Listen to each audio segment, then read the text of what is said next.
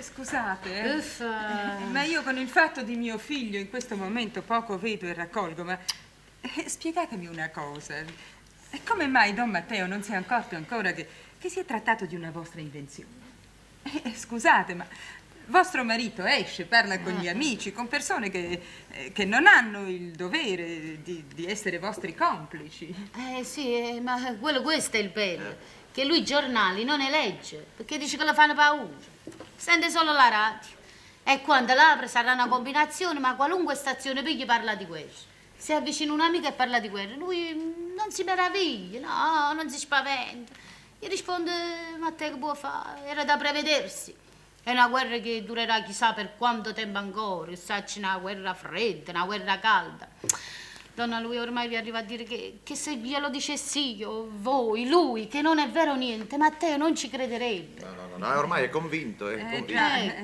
E già, poi questa storia va avanti da più di un mese e mezzo, quindi avendoci creduto subito, ora si rifiuterebbe di credere il contrario e non avrebbe torto. Benissimo.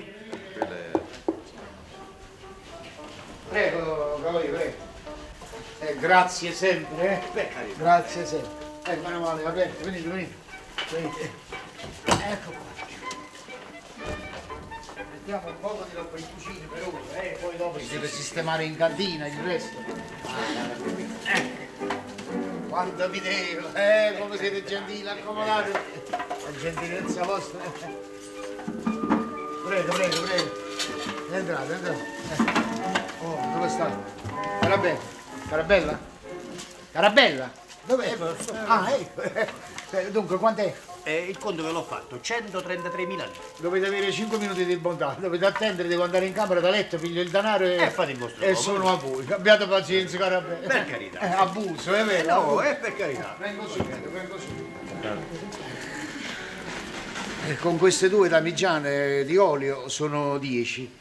Sono 800 litri, ma ce ne vuole ancora, sai, l'olio si consuma specialmente d'estate con la frittura. L'altro giorno ho preso 2 quintali di zucchero, e lo zucchero è necessario, dall'infanzia alla vecchiaia, zucchero. Dunque, poi ho preso 20 scatole di sapone, una bella provvista, 300 candele, e dice l'oscuramento non ci sta, ma chi lo sa, può capitare. E 1500 rotoli di carta igienica. Io faccio il comodo mio. Mamma mia.